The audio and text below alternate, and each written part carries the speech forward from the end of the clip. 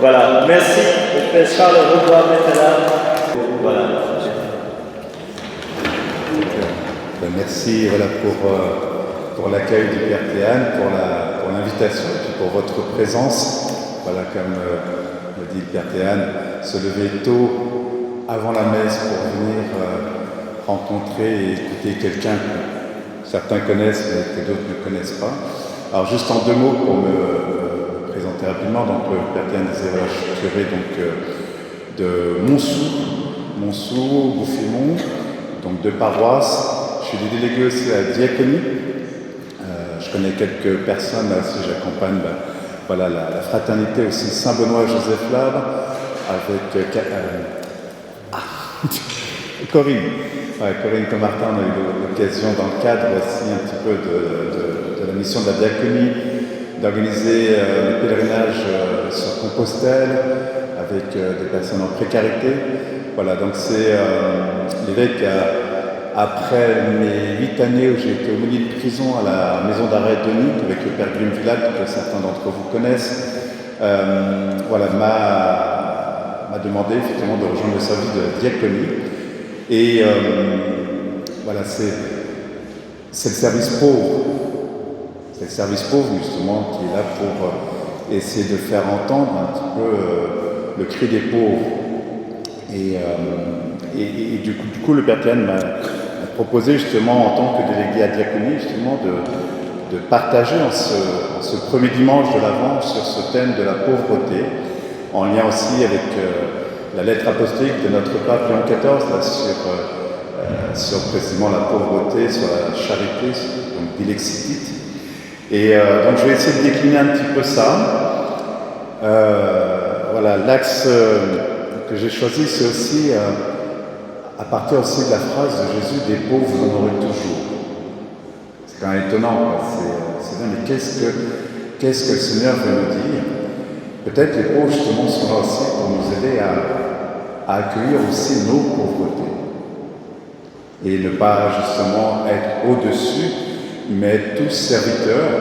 Je vais souvent reprendre une phrase du Père Wresinski, le fondateur d'ATD Quart-Monde, qui disait « Nul n'est trop pauvre pour n'avoir rien à donner, nul n'est trop riche pour n'avoir rien à recevoir. » Et je crois que c'est vraiment, cette phrase nous invite à grandir ensemble dans l'humilité. Un petit peu, là je vois des enfants qui sont là, la phrase aussi qui dit « On a toujours besoin d'un plus petit que soi ». Je crois que c'est important, c'est Jésus insistant sur la place des petits. Si vous ne redevenez pas comme ces petits enfants, si vous ne retrouvez pas cette humilité par rapport à vos pauvretés aussi, par rapport à la pauvreté, vous ne pourrez pas entrer dans le royaume des cieux. Voilà, sans moi, vous ne pouvez rien faire. Et c'est ce chemin d'humilité que le Seigneur nous a montré. Donc, voilà, c'est un peu l'axe dans lequel je vais essayer de nous engager. Alors, comme j'aime bien chanter, et j'aime bien chanter aussi, confier toute intervention à l'Esprit Saint, puis voilà, comme on va se réchauffer un petit peu, je vous invite à vous lever et on va confier cette journée, voilà, ce premier jour de l'Avent, à l'Esprit Saint. Et puis ensuite, je vous inviterai, si vous avez une petite application AELF, vous avez vu ça là sur vos portables, on est la génération connectée, hein, voilà, sinon on s'entraîne. Je vous inviterai à prendre, c'est un livre de l'Office des Vêpres du lundi 24 novembre. C'est un chant qui frappe à ma porte.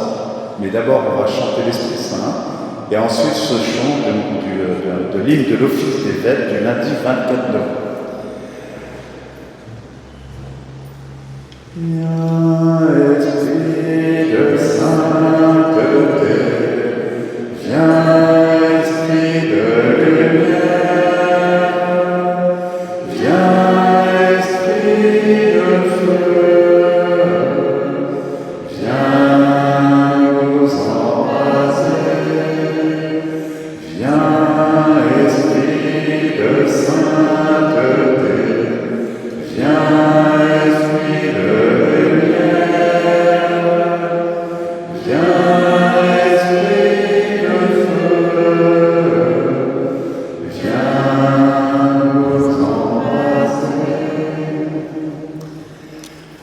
prenons maintenant l'hymne « Frappe à ma porte » pour que le Seigneur nous fasse entendre précisément cette présence qui est là, à la porte de notre cœur et qui nous invite à ouvrir pour tout lui offrir et tout recevoir de lui. Frappe à ma porte, toi qui viens me déranger. Frappe à ma porte, tu viens me ressusciter. Je ne sais ni le jour ni l'heure, mais je sais que c'est toi, Seigneur. Frappe à ma porte, tout le vent de ton esprit. Frappe à ma porte, le cri de tous mes frères. Je ne sais ni le jour ni l'heure, mais je sais que c'est toi, Seigneur. Frappe à ma porte, le cri de tes affamés. Frappe à ma porte, la chaîne du prisonnier. Je ne sais ni le jour ni l'heure, mais je sais que c'est toi, Seigneur. Frappe à ma porte, toi la misère du monde.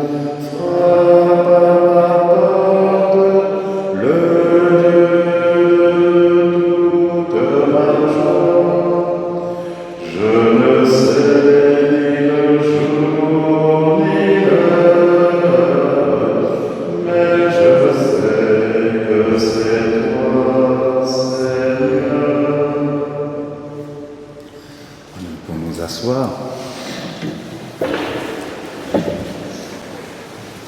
Voilà, le Seigneur, effectivement, frappe à la porte de notre cœur pour nous rappeler que, quelles que soient nos pauvretés, ce n'est pas nous qui le choisissons, c'est lui qui nous choisit. Et qui appelle chacun et chacune d'entre nous, comme il appelle tous nos frères et sœurs en humanité, pour nous rappeler que nous ne formons qu'un seul corps.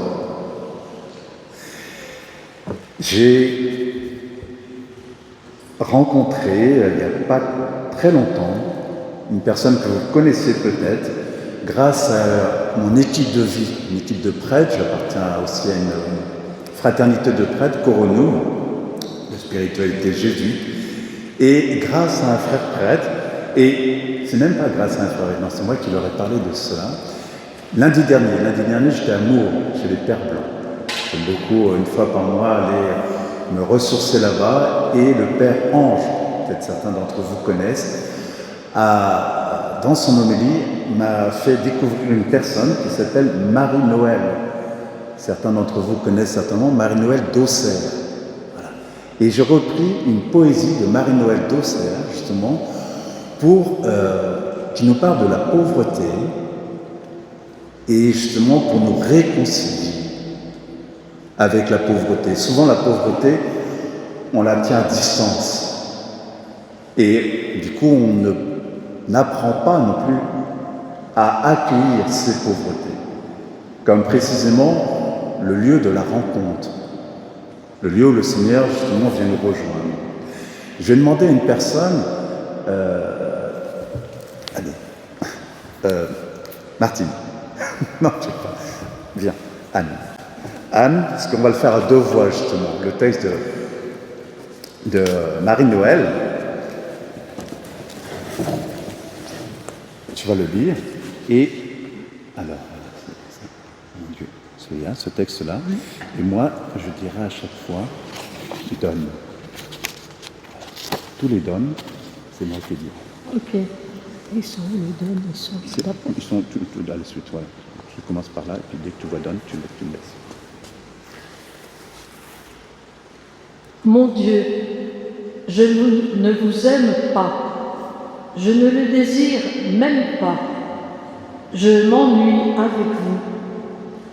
Peut-être même que je ne crois pas en vous, mais regardez-moi en passant. Abritez-vous un moment dans mon âme, mettez-la en ordre d'un souffle, sans en avoir l'air, sans rien me dire. Si vous avez envie que je croie en vous, apportez-moi la foi. Si vous avez envie que je vous aime, apportez-moi l'amour. Mais je n'en ai pas et je n'y peux rien. Je vous donne ce que j'ai, ma faiblesse, ma douleur, et cette tendresse qui me tourmente et que vous voyez bien, et ce désespoir, et cette honte affolée, mon mal, rien que mon mal, c'est tout, et mon espérance. Quelquefois aussi, je me présente à Dieu comme une porteuse de peine chargée de tous les fardeaux du voisinage, et je lui dis « Ne faites pas attention à moi, je ne peux pas vous plaire. Regardez seulement les souffrances que je vous apporte, comme un pauvre commissionnaire qui vient de la part des autres. Voici le mal de mon père, voilà celui de mon ami, celui de tel ou de tel autre. »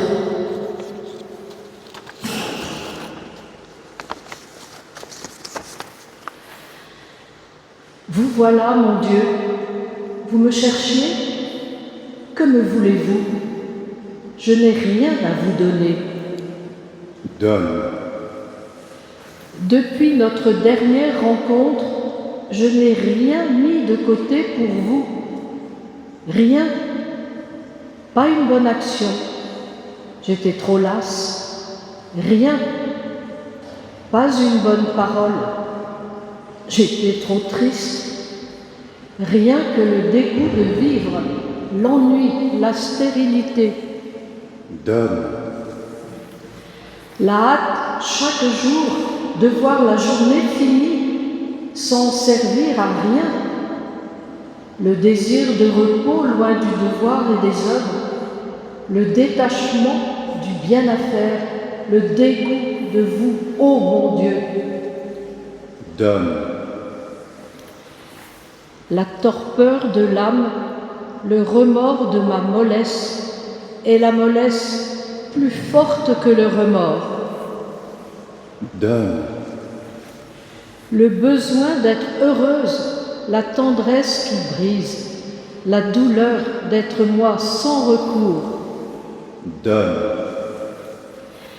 Des troubles, des épouvantes, des doutes. Donne.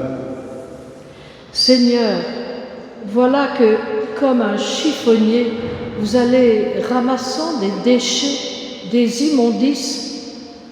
Quand voulez-vous faire, Seigneur? Le royaume des cieux. Merci. Merci, Yann. Un texte que je ne connaissais pas. Un texte qui, justement, nous invite à tout donner. Lorsqu'on n'a pas tout donné, on n'a rien donné. Et souvent, on veut donner effectivement ce qu'on pense, ce qu'il y a de meilleur en nous. Nos pauvretés, on n'aime pas trop les donner, on n'aime pas trop les montrer. Et c'est pour cela que souvent, on les tient à distance. Apprendre à donner, effectivement, c'est peut-être une clé pour regarder les pauvres autrement, en apprenant déjà aussi à regarder ses propres pauvretés. Marie-Noël, donc, qui a écrit ce poème et qui a écrit tant d'autres poèmes, pseudonyme de Marie Rouget, dite la Fauvette d'Auxerre, est une poétesse et écrivain française, née le 16 avril 1883 à Auxerre, décédée le 23 décembre 1967, à Auxerre également, où elle est inhumée. La première partie sur laquelle je voudrais justement approfondir avec vous, c'est apprendre à tout donner, même ses échecs. Si on n'a pas des fleurs à donner, on a au moins des épines. C'est ce que semble exprimer clairement Marie-Noël dans cette poésie que nous venons d'entendre. Est-ce que donner ne veut pas dire s'abandonner dans les mains de Dieu, qui seul peut remplir nos abandons? Compter sur lui. Ne pas simplement s'appuyer sur ses propres forces, sur ce que je crois posséder et qui souvent me possède, nos fausses sécurités. Donner notre amour, même nos échecs. N'est-ce pas ce que nous donnons et disons à Dieu dans le sacrement de la réconciliation? Vous m'entendrez aujourd'hui justement faire ce lien entre nos pauvretés, les pauvretés de notre monde et ce sacrement de la réconciliation. Lui, de condition divine, n'a rien retenu du rang qu'il égalait à Dieu. Il s'est anéanti. Il a pris sur lui toutes nos pauvretés, toutes nos souffrances, toutes nos misères, pour précisément nous apprendre à lui donner et à traverser avec lui justement toutes nos morts. Donner nos problèmes à Dieu, nos impuissances, nos ras-le-bol, comme nous l'avons entendu dans ce poème, même pastoraux. Nos prêtres, on n'est pas au-dessus de la mêlée. Il y a des moments où on est fatigué. Je ne sais pas pour toi, Théane, mais moi, quand je suis fatigué, je deviens vite fatigant. Ça fait partie aussi de mes pauvretés. Il faut que j'accepte, effectivement, il faut que j'apprenne à les accepter. Et je demande l'aide de mes paroissiens, je demande la prière de mes paroissiens, pour que je sois moins fatigant pour eux.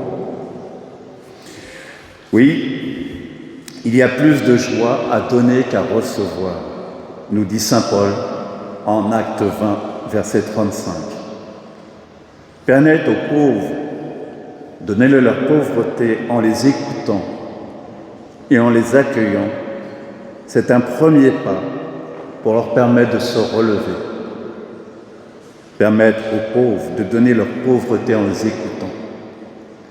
Quand nous allons au sacrement de la réconciliation, nous sommes ces pauvres qui peuvent faire l'expérience précisément d'une écoute bienveillante, une écoute qui invite au relèvement. Je crois en toi, je t'ai choisi, je t'aime.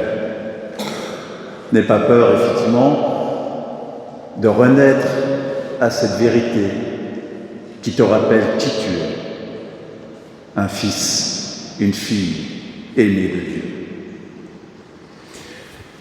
En ce sens, nous avons tous quelque chose à donner. Je vous l'ai dit tout à l'heure en introduction, cette phrase du Père Wresinski, nul n'est trop pauvre pour n'avoir rien à donner, nul n'est trop riche pour n'avoir rien à recevoir. Même nos défauts, nous sommes invités à les donner pour ne pas nous replier sur nous-mêmes, pour ne pas tourner le dos précisément à ceux qui nous accusent. Le Seigneur, lui, nous dit bien, je ne suis pas venu vous accuser, je ne suis pas venu vous juger. Ne jugez pas et vous ne serez pas jugés. Ne condamnez pas et vous ne serez pas condamnés. Souvent, nous avons un regard sur la pauvreté en maintenant à distance, en disant c'est qu'ils l'ont bien voulu. Ils peuvent s'en sortir. Parce que la pauvreté fait peur. Le Christ, lui, n'a pas eu peur de la prendre sur lui. Et il nous invite à ne pas avoir peur, en portant nos propres souffrances, pour apprendre à aider les autres à les porter. Dieu habite nos pauvretés. Même nos défauts, nous sommes invités à les donner. L'acte de donner est spirituellement vivifiant. Dans le sacrement de la réconciliation, hier j'ai eu la joie justement de vivre cela avec un enfant. C'était la première fois. Un jeune orthodoxe qui vient depuis les cendres de cette année le mercredi décembre avec sa maman, sa famille, Mathieu. À peine 10 ans, il me dit voilà, c'est la première fois. Il avait peur. Souvent nous avons peur. Et Mathieu a fait cette expérience de ce sacrement de la joie. La joie de se sentir porté, la joie de se sentir relevé, et la joie effectivement de comprendre que dans nos relèvements, c'est le relèvement de l'humanité. Lorsqu'un membre du corps souffre, c'est tous les membres du corps qui souffrent. Lorsqu'un membre du corps est à l'honneur, c'est tous les membres du corps qui sont à l'honneur. Nous appartenons au même corps. Dieu habite nos pauvretés pour nous enrichir de sa tendresse, de son pardon et de son amour. Et c'est cette expérience que nous devons faire aussi avec ceux qui n'ont pas encore fait cette expérience de la rencontre, pour ne pas simplement les assister, mais les accompagner et découvrir que ce sont eux aussi qui nous accompagnent sur ce chemin de l'humilité. Avec Anne et avec d'autres personnes, nous avons eu effectivement, oui, on peut dire la joie de vivre ces années en milieu carcéral auprès de frères enfermés en eux-mêmes, de voir comment mes plus belles confessions justement étaient en prison. D'entendre, de prendre le temps d'écouter, de prendre le temps de ne pas juger. Ne pas juger, c'est apprendre à devenir libre et se dire, si j'avais vécu ce qu'il avait vécu, si j'avais connu ce qu'il avait connu, est-ce que j'aurais fait mieux? Est-ce que j'aurais fait pire? Est-ce que j'aurais fait pareil? C'est cette tendresse de Dieu que nous sommes invités à accueillir dans ces pauvretés. Plus je donne, plus je suis en capacité de donner. Même mes pauvretés pour retrouver ma véritable liberté, celle de me savoir suffisamment aimé. On entend souvent, quand même, Dieu ne peut pas tout pardonner. C'est pas possible. Humainement, oui, c'est pas possible. Mais Dieu est divin. Dieu est Dieu. Il a été jusqu'à donner son Fils par amour de notre humanité, pour nous arracher précisément à celui qui, lui, nous accuse. Dans l'Apocalypse, le bien nommé l'accusateur de nos frères, jour et nuit, il passe son temps à nous accuser les uns les autres et à faire en sorte qu'on s'accuse. J'aime souvent donner en confession, cet exemple, je ne sais pas si dans beaucoup de pays d'Afrique, mais quand on juge, on se juge soi-même. J'accuse le sapin qui est là, mon doigt qui juge, là, vous voyez mon doigt là. Les 3 doigts, ils sont tournés vers moi. Mais là, on est champion aussi, c'est quand je m'accuse moi. Qu'est-ce que je suis en train de leur raconter, là, Père Charles, tu es sérieux, là, Donc là, je m'accuse. Les 3 doigts, ils sont tournés vers vous. Puis des fois aussi, quand on finit d'accuser un peu tout le monde, ou de s'accuser soi-même, qu'est-ce que j'ai fait au bon Dieu? Même des fois, les non-croyants, hein. Qu'est-ce que j'ai fait au bon Dieu? Laissez-le tranquille si vous ne croyez pas en lui. Mais on s'accuse encore. Et ça, c'est le piège du tentateur, du diviseur. Accusez-vous les uns les autres, comme je vous accuse jour et nuit. Et qu'au moment de notre Seigneur, ce n'est pas accusez-vous les uns les autres.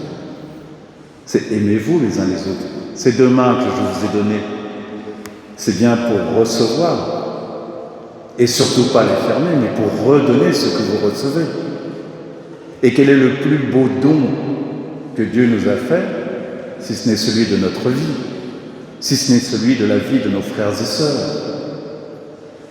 Et donc, apprendre effectivement à lui donner nos pauvretés, les pauvretés de notre monde, les souffrances de notre monde, nos propres souffrances, en lui tendant les mains, en lui donnant tout, et en gardant les mains pour recevoir ce qu'il veut nous donner pour le monde. Lorsque nous venons au sacrement de la réconciliation, ce n'est pas simplement pour nos petits péchés, pour nos pauvretés.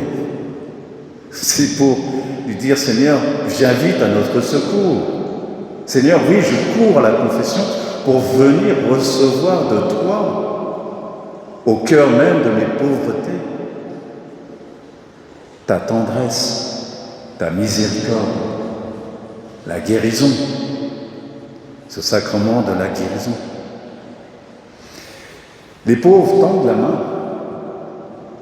Quand on est riche, on a du mal à tendre les mains, on a honte, on n'ose pas. Alors que le monde a faim et soif, que le Seigneur a faim et soif. Sur le bois de la croix, il dira effectivement, j'ai soif. Cette parole que Sainte Mère Teresa de Calcutta a reprise lorsqu'elle rencontre un pauvre au retour d'une retraite de Darjeeling, qui lui dit cette parole, j'ai soif, et alors qu'elle est déjà religieuse depuis l'âge de 18 ans, qu'elle est bien installée avec les petites filles de Lorette, bonne famille, ben elle entend, elle reconnaît que c'est le Seigneur qui dit, ils ont soif. Ils ont soif.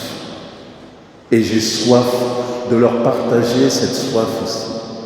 J'ai soif de partager ma soif avec toi pour que tu puisses répondre à leur soif, qui que tu sois. Et Mère Teresa, effectivement, va tout laisser pour aller vivre avec eux. Alors on se dirait, mais des Mères Teresa, ça c'est vrai, mais Corinne, j'ai appris récemment que dernièrement, et pas pour, parce que voilà, mais que effectivement avec ton époux, vous avez accueilli quelqu'un là pendant presque 3 ans, je ne sais pas, ou 3 mois, je ne sais plus exactement, mais du jour au lendemain, comme ça, une situation d'une maman qui se retrouve à la porte et avec un enfant, et je ne sais pas si moi j'arriverai à le faire comme ça, puis ça va être quand même un peu compliqué, parce qu'effectivement, avec aujourd'hui toutes les actualités, dire, tiens, le prêtre, voilà.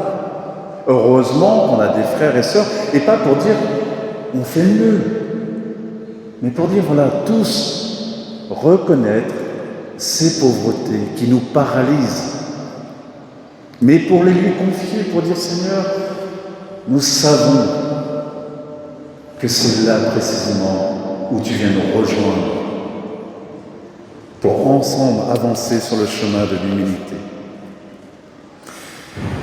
Apprendre à accueillir nos pauvretés après les avoir données. En Église, on accueille les gens qui viennent. Mais est-ce qu'on va à la rencontre de celles et ceux qui ne viennent pas, de ceux qui ne demandent rien?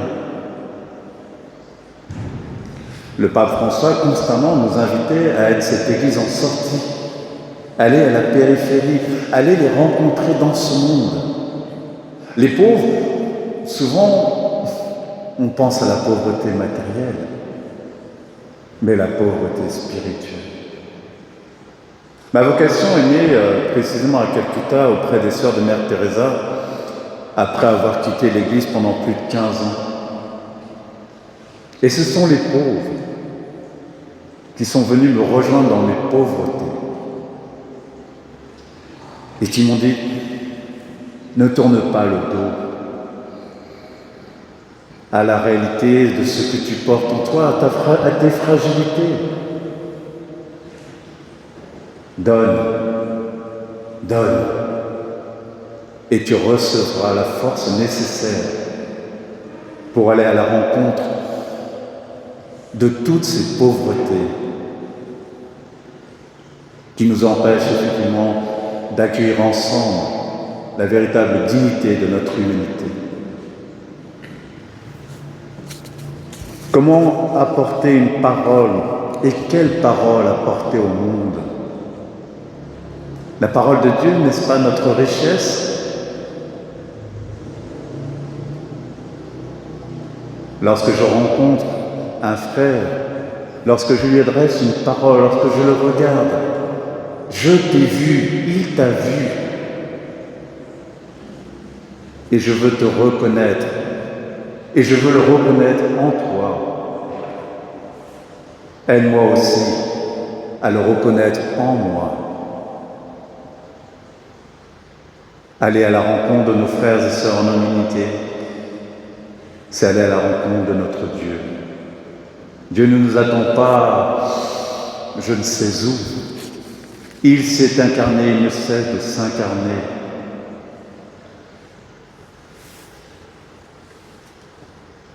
Lors des funérailles, nous faisons cette expérience, nos prêtres. Les funérailles, pas simplement les prêtres, les laïcs aussi qui nous accompagnent, les funérailles sont un des lieux où nous expérimentons la rencontre comme un lieu pour une possible rencontre avec Dieu. Apprendre effectivement que dans nos morts, c'est ce chemin qui nous conduit justement vers cette espérance et cette certitude en la vie éternelle. Rien n'est perdu pour Dieu. Rien ne pourra nous séparer de l'amour de Dieu, pas même la mort.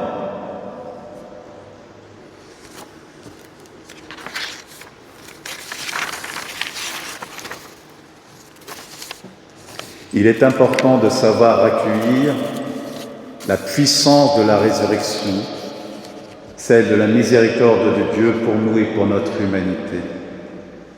Hier, je le disais en homélie, et vous m'entendrez peut-être tout à l'heure, il y a urgence. La maison brûle, mais le Seigneur nous dit « N'ayez pas peur ». Je vous donne justement les instruments pour relever ce monde en me laissant vous relever, pour guérir ce monde en me laissant vous guérir. Nous avons chanté « Frappe à ma porte ». Oui, frappe à ma porte, pour répondre effectivement à te laisser entrer dans ce monde. Nous portons aussi le monde en nous. Nous portons le monde en nous.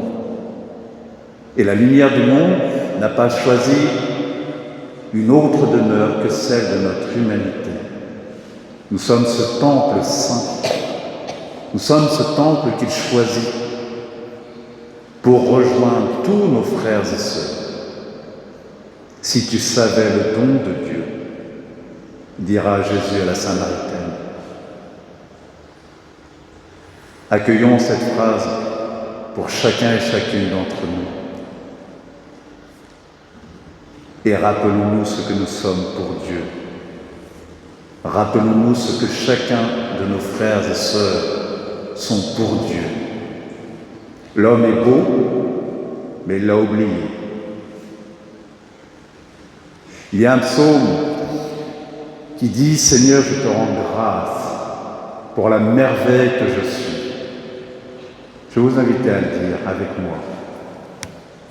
Seigneur, je te rends grâce pour la merveille que je suis.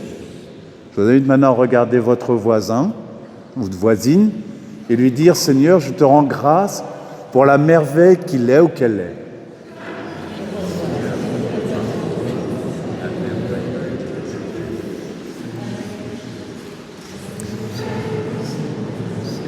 Et vous voyez, naturellement, ça nous fait sourire. Parce qu'on n'est pas habitué, mais ça nous met en joie. Il y a quelque chose de naturel qui est là, cette merveille. On le réalise que quand, au niveau de la santé, ça commence à décliner, que nous sommes beaux. L'humain est beau. Un Dieu qui s'est fait homme pour nous rappeler la beauté de notre humanité. Et nous dire, ne cherchez aucun autre trésor. C'est dans le cœur de l'homme. Mais l'ennemi est là, bien sûr, lui, pour nous faire douter. J'entends des fois, même des pratiquants dire, je crois en Dieu, mais je ne crois plus en l'humanité. Quelle tristesse! Il faut demander justement à Dieu de ne pas désespérer de l'homme. Dieu espère toujours en l'homme. Il nous appelle. N'oublions pas que notre espérance est d'être porteurs d'espérance de la résurrection, alors que nous sommes remplis de faiblesses. Oui, c'est parce que nous faisons l'expérience de nos propres faiblesses que nous pouvons comprendre et accueillir la faiblesse des autres. En milieu carcéral, je disais souvent, j'entre en prison, mais je disais, j'allais voir mes frères détenus. Et finalement, ce sont eux qui m'aidaient à entrer dans mes propres prisons intérieures. Ce sont eux aussi qui m'ont aidé à devenir un peu plus libre dans ce que je suis, apprendre à s'accepter tel que je suis, avec mes forces, mais surtout avec mes fragilités. Comment et pourquoi notre Dieu a choisi la faiblesse? Ce n'est pas du tout l'image de la divinité dont on se faisait dans l'Antiquité, dans Dieu c'est Dieu, ou même encore aujourd'hui dans des religions, dans d'autres religions. Un Dieu tout-puissant, un Dieu, et là un Dieu qui se fait petit enfant. Un Dieu qui s'est fait homme jusqu'à se laisser crucifier par amour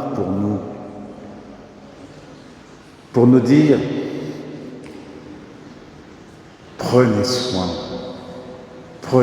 les uns des autres, prenez soin des membres de mon corps que vous êtes. J'ai donné ma vie pour vous. N'ayez pas peur de donner vos vies pour moi et pour vos frères et sœurs en humanité. Il n'y a rien de plus beau à donner que sa vie. Il n'y a pas de plus grand amour que de donner sa vie pour ceux qu'on aime. Jésus nous aime tous et ne fait aucune différence entre nos richesses, nos pauvretés.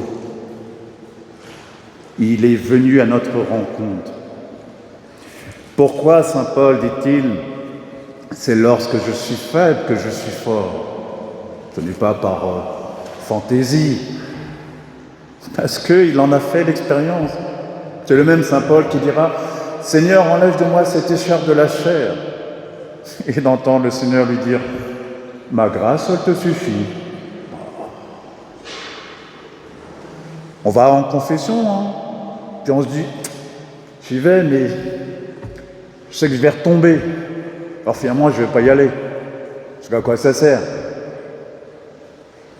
Pourquoi le Seigneur donne cette réponse à saint Paul, « Ma grâce, elle te suffit » comme ça, tu ne pourras pas t'enorgueillir.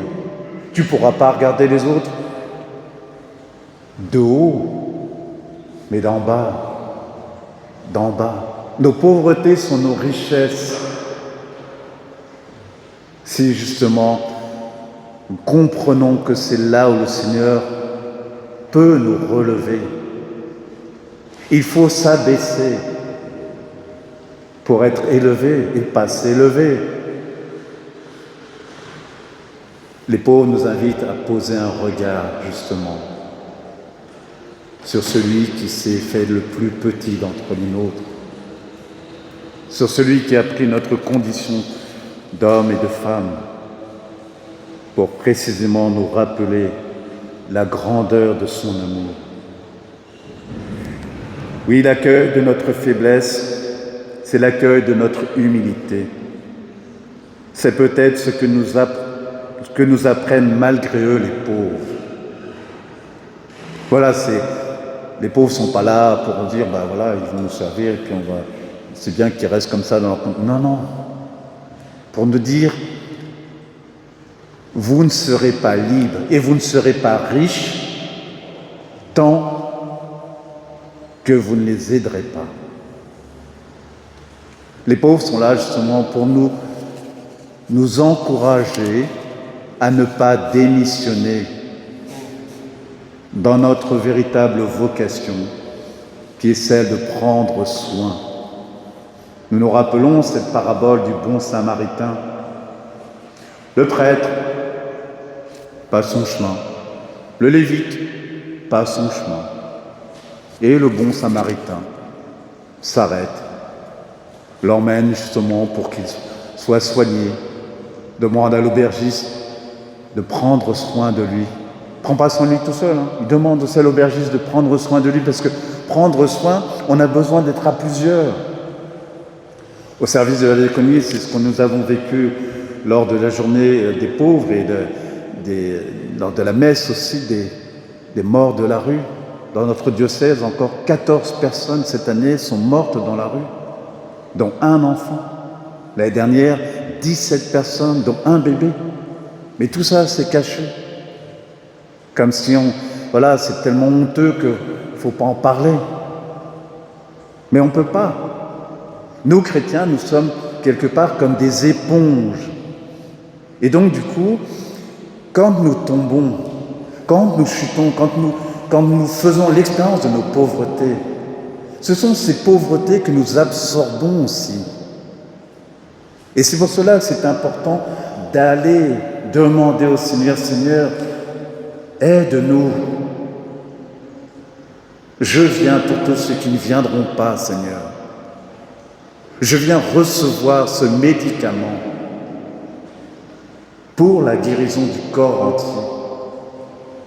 Je dis souvent d'ailleurs, hier je le redisais encore à cet enfant, quand vous venez à la confession, effectivement, qu'est-ce que fait le prêtre au départ? Il vous écoute, il ne vous dit pas tout de suite ce que vous avez. C'est comme quand vous allez chez le médecin. Vous allez chez le médecin il ne va pas vous dire vous avez une grippe, vous avez un cancer. Non, il vous écoute d'abord. Et puis, de cette écoute, il a une oreille tendue, puis il va essayer de vous aider, il va donner un diagnostic, il va vous donner une parole et puis ensuite, il va vous donner le sacrement, et puis après, il vous envoie à la pharmacie du bon Dieu, avec ce qu'on appelle la pénitence. La pénitence, c'est l'ordonnance du prêtre, c'est l'ordonnance du Seigneur, qui vous dit, voilà, faut aller à la pharmacie, tu ne vas pas acheter le médicament, tu vas revenir. Et donc moi souvent justement je demande aux personnes, je leur confie des personnes malades, je leur confie des personnes pauvres, je leur confie des prisonniers. Et je leur dis mais merci. Merci d'être ces instruments dans les mains du Seigneur, ce bistouri, ce médicament pour qu'il guérisse. Sans vous, nous ne pouvons rien faire. Et le Seigneur, ce qu'il nous a donné, voilà, Père, pardonne-leur, ils ne savent pas ce qu'ils font, je leur donne. Je vais demander, est-ce qu'il y a un enfant qui est là, non? Tiens, viens. Ouais, viens.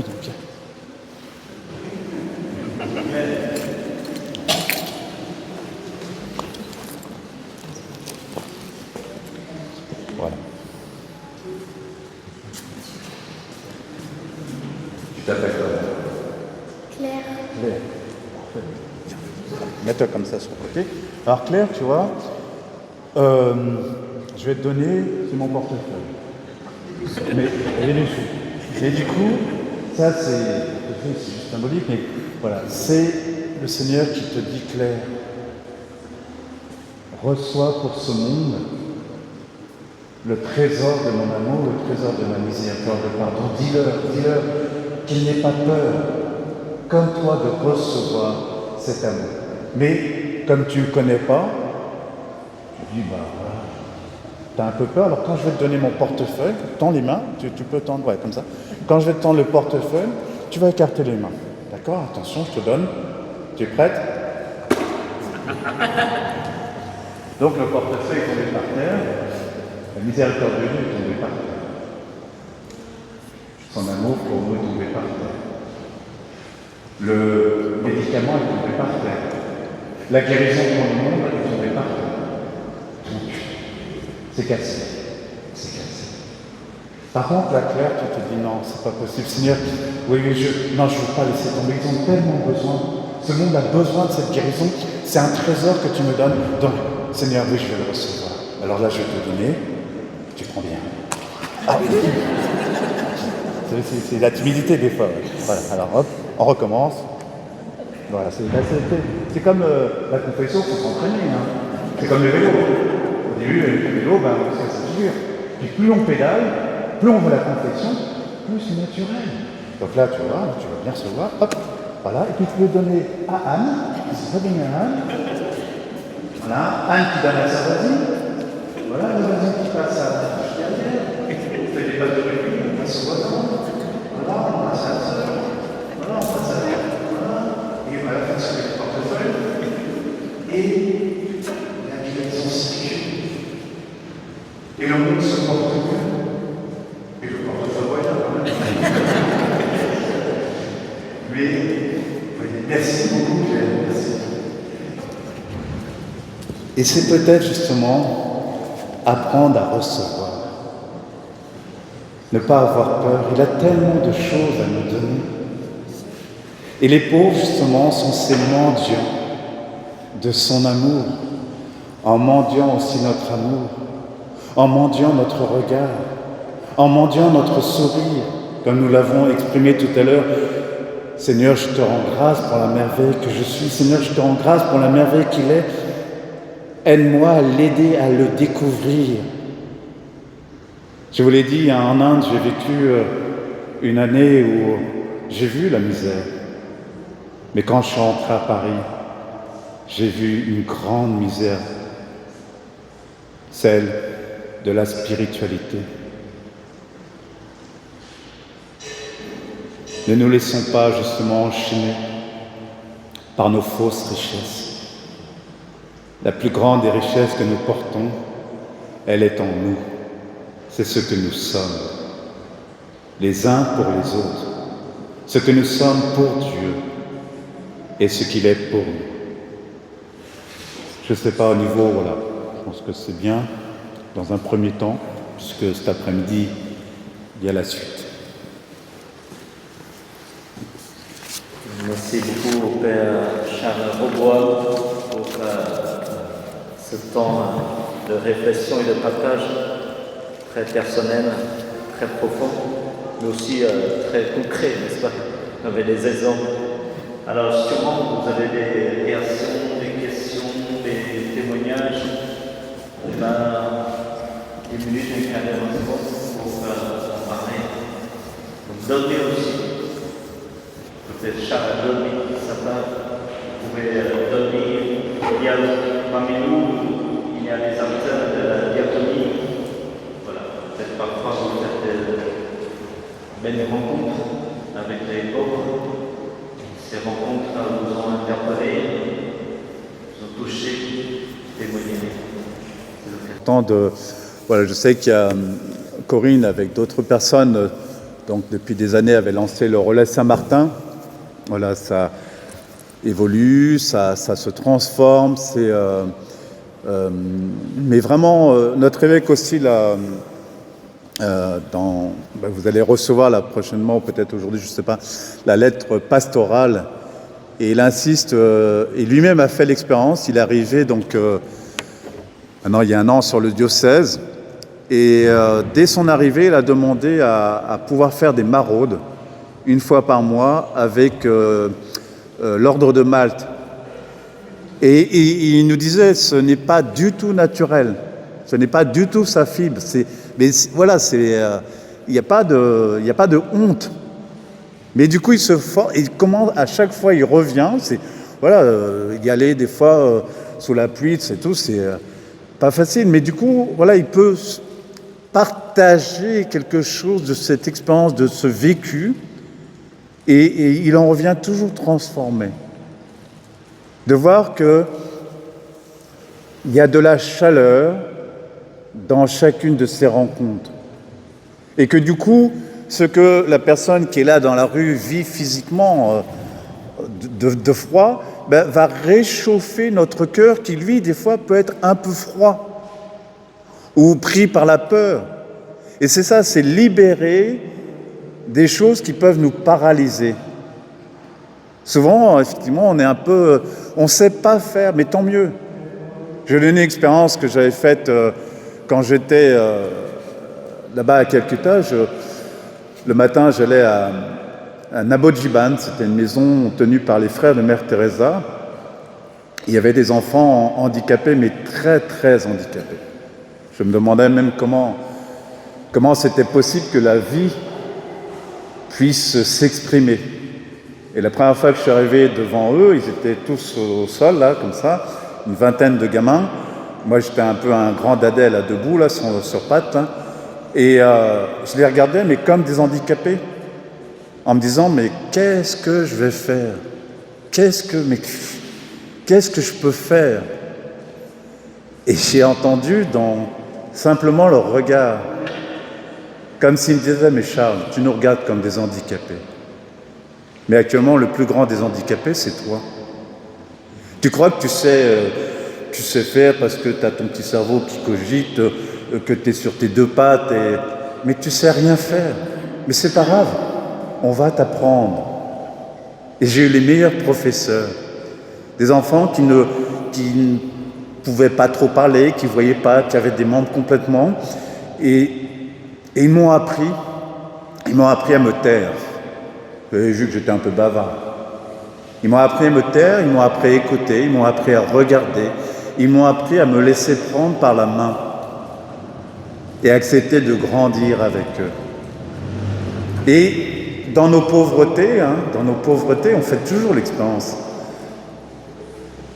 Un jour, j'avais l'habitude, effectivement, de jouer, de les nourrir, de les changer. Et puis un matin, j'avais fini le service. À chaque fois que je repartais de là, j'étais rincé. Et j'avais un petit rituel, c'est que je leur disais au revoir, je faisais un petit bisou avant de repartir et tout, quoi, quand ils étaient couchés. Quoi. Et j'arrive, serein, et je sens qu'il a fait sur lui. Mais j'ai plus de force. Je n'ai plus de force. Je suis vidé, intérieurement, non, je ne peux pas. Je ne peux pas. Et je dis, Seigneur, je ne peux pas, je suis vidé. Et je tourne le dos à cet enfant en sachant très bien qu'il n'allait pas être changé avant le lendemain. J'ai honte. J'ai honte, mais je n'ai pas de force, j'ai plus de force. Et je tourne le dos et puis j'essaie de négocier avec le Seigneur en disant, Seigneur, tu comprends, pardonne-moi. Et là, le Seigneur, quand même, il y a quelqu'un qui s'en va, un autre bénévole, qui me voit blanc comme un cachet d'aspirine, parce que j'avais tellement honte. Et j'ai juste la force de lui dire, j'ai besoin de toi. Et là, il me dit, qu'est-ce qui se passe? Et je raconte ce que je vous raconte là. Et il sent effectivement que s'il ne m'aide pas, cela va m'obséder toute ma vie. Et il me dit, on y va. Et on y allait à deux. Et quand on a vu le sourire de cet enfant, on a rendu grâce. Mais sans son aide, sans avoir fait l'expérience de cette extrême fragilité quand on est vidé, on est vidé. Quand on n'en peut plus, on n'en peut plus. Donc ça ne sert à rien de vouloir... non. Savoir demander de l'aide. Savoir s'appuyer les uns sur les autres. C'est grandir en humilité. Et c'est s'enrichir de la force des uns et des autres. Donc vraiment, n'ayons pas peur de nos pauvretés. Elles ne sont pas là pour nous accuser, mais elles sont là pour nous éclairer.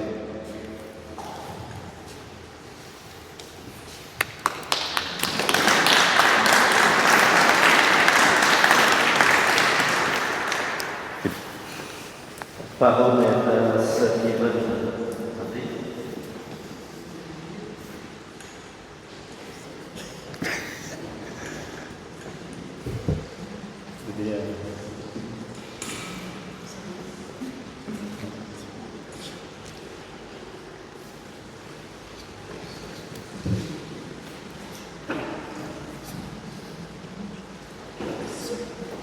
Juste pour remercier, pour rappeler que l'homme est beau et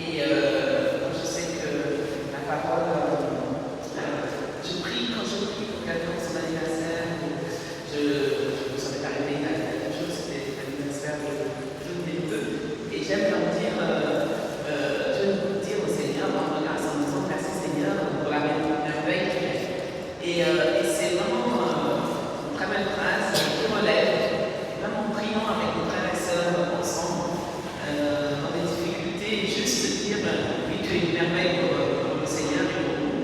Et bien, c'est quelque chose qui relève de l'expérience. Je vais juste apporter ce témoignage. Merci.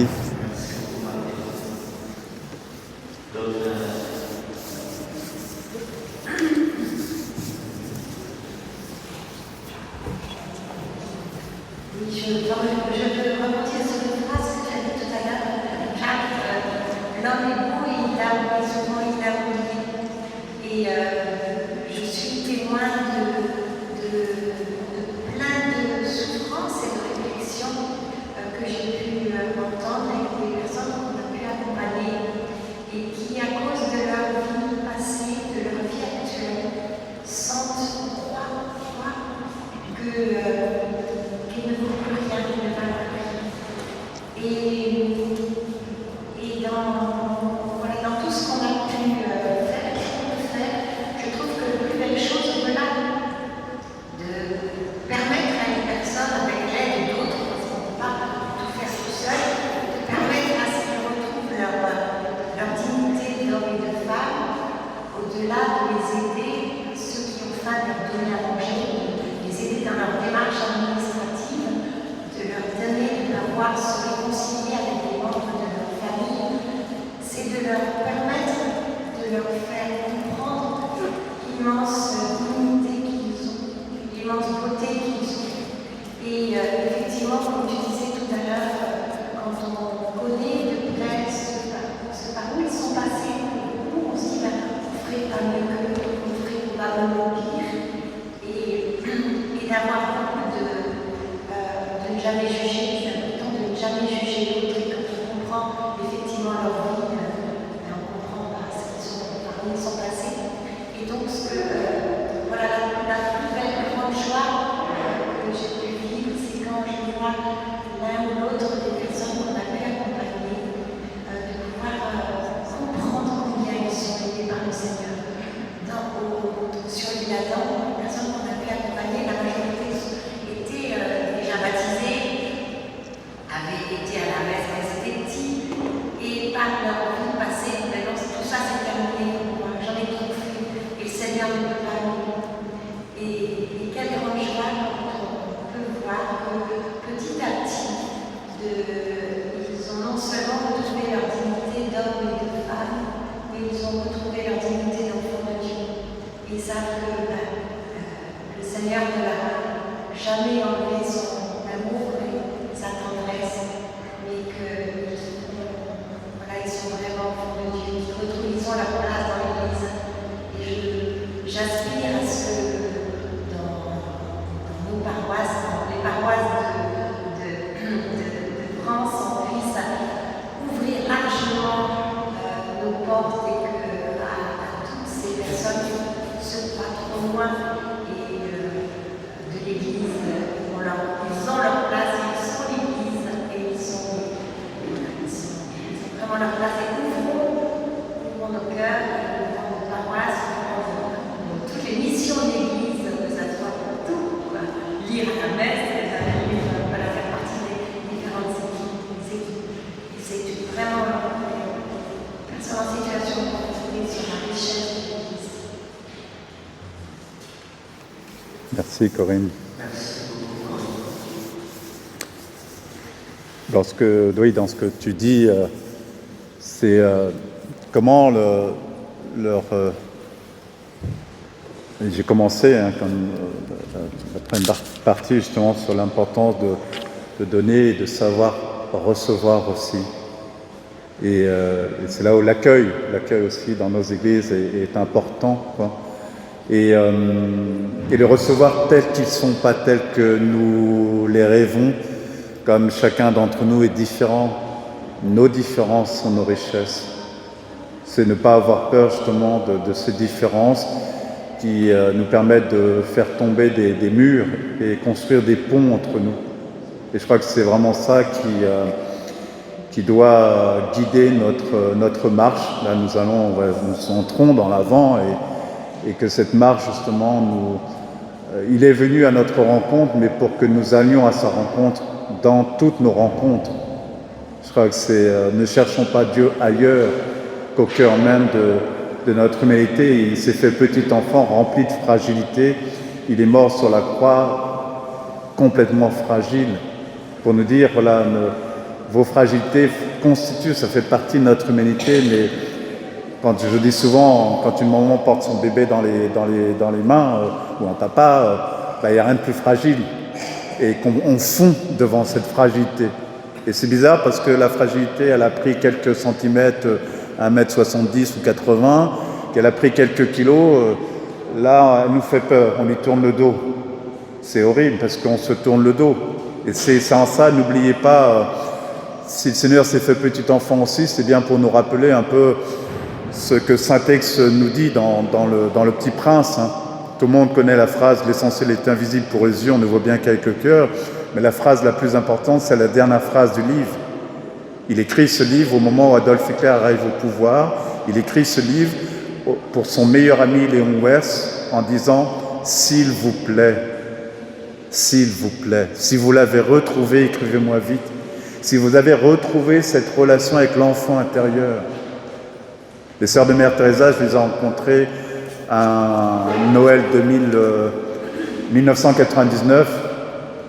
J'étais au bord du suicide, après une rupture, et ce sont ces pauvres, chez les sœurs de Mère Teresa, en allant les servir, qui m'ont relevé, qui m'ont tendu, je suis venu les servir, hein.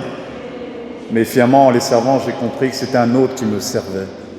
Comment le Seigneur est passé par eux, justement, pour me catapulter sur un autre orbite, là, 600 SDF qui venaient chercher une soupe, une nourriture, et qui finalement m'ont servi moi.